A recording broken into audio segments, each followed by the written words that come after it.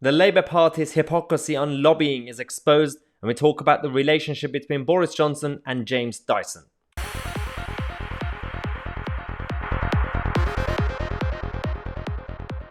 Well, it's been an interesting couple of weeks since the whole David Cameron saga started and the lobbying row began, and somehow the non-Tory politicians and parties have become moral. They're all now against lobbying, even the Labour government, with Tony Blair and everybody else, they were pretty much pro-lobbying. Even Jeremy Corbyn's lot, the hard left, with the trade unions lobbying. Apparently that's okay, but somehow everything else happening now is completely wrong. And yes, on this channel, I criticize what's happened with a number of civil servants having second jobs and being connected to a lot of lobby firms and corporations. Even David Cameron randomly texting around. That's not really the right way to do things. But the Labour Party and Sir Keir Starmer coming out to criticize this government. I mean, a bit of hypocrisy and double standards, because we discovered, thanks to Guido Fawkes, that Sir Keir Starmer's own shadow minister for environment is actually working for a lobbying firm. Yes, Sue Heyman is actually a lobbyist herself, and she's going to be potentially in the next government if Starmer and Labour win the next election, which is highly unlikely, but you never know how things work in politics. But we discovered again, the Guido Fawkes website mentioned that Labour Shadow Environment Minister is now currently working for Grayling, which is one of the top London lobbying firm. And it's interesting because she sits on the firm's senior advisory board. And I mean, even previously, she's had certain roles, but considering that she was also involved with Jeremy Corbyn's Labour Party, so she didn't come out of nowhere. She was part of the hard left Labour and the current Labour, whatever they are, the new Labour.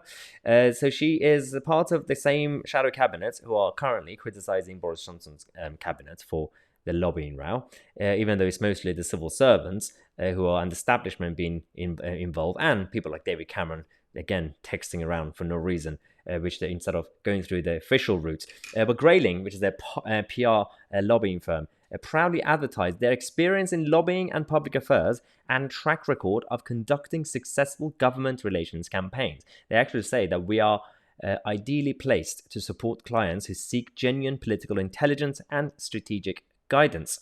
We help you understand what makes politics and politicians tick. They know how it works. But we know that's the whole nature of lobbying in the West. In the UK, there are some differences between the UK and the US when it comes to lobbying, but across Europe it's pretty similar. And we know that the European Union also have a lot of problems with Ursula von der Leyen meeting with the lobbyists every 10 minutes. But considering that, when you have Sir Keir Starmer playing the moral card, saying that lobbying is a bad idea, and yet they're doing it themselves, we know how politics works. You're all doing the same things, yet they're coming out to find ways to attack Boris Johnson. Now, on this channel, as I said, I've criticized this government a lot on a number of policies and a number of idiotic measures they've introduced. But overall, we have to be objective.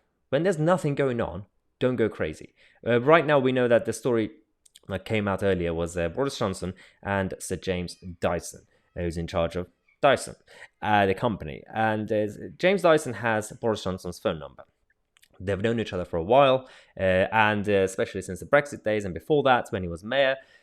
So what happened was, there's a story which is nonsensical. The problem we have with the lobbying scandal is when you have someone like David Cameron or anybody else having a personal conflict of interest, but also there's some sort of financial gain, and then they take advantage of the access that they have that ordinary people and businesses don't have. Yes, in that situation, it's a bit dodgy and it's unfair.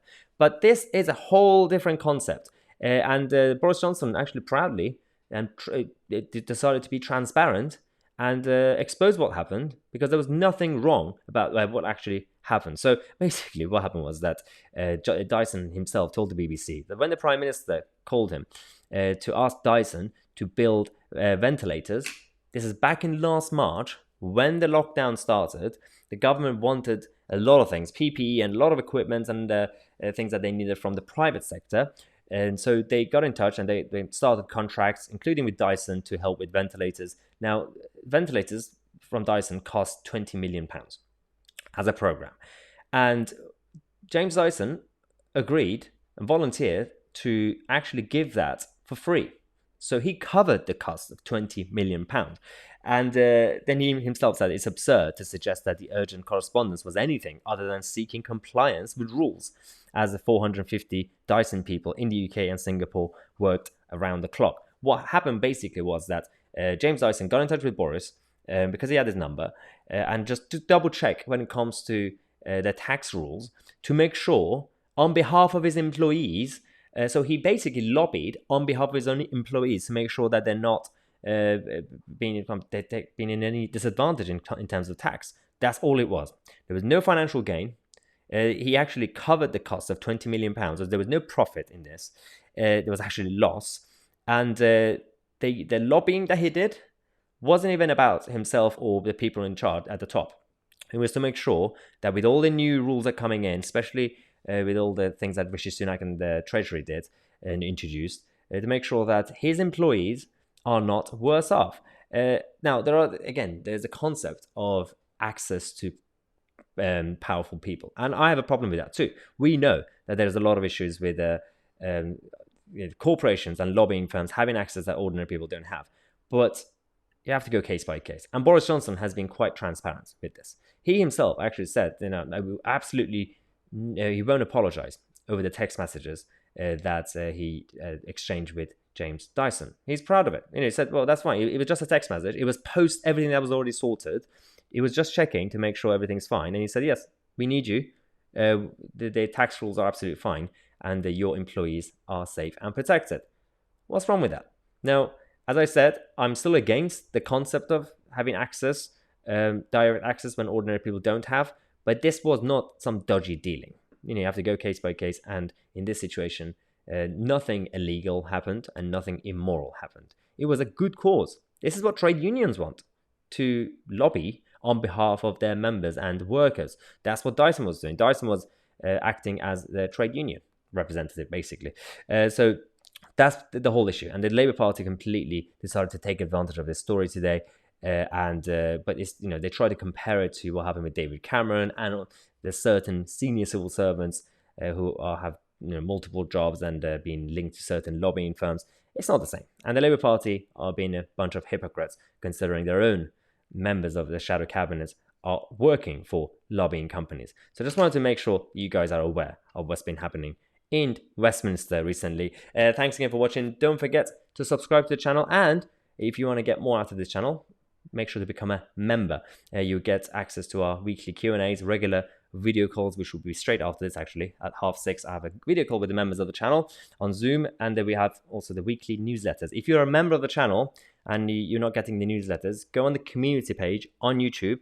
The link to sign up for free to our weekly newsletters is there. It will look like something like this, so make sure to subscribe to that for free as well if you're a member. Thanks again for watching.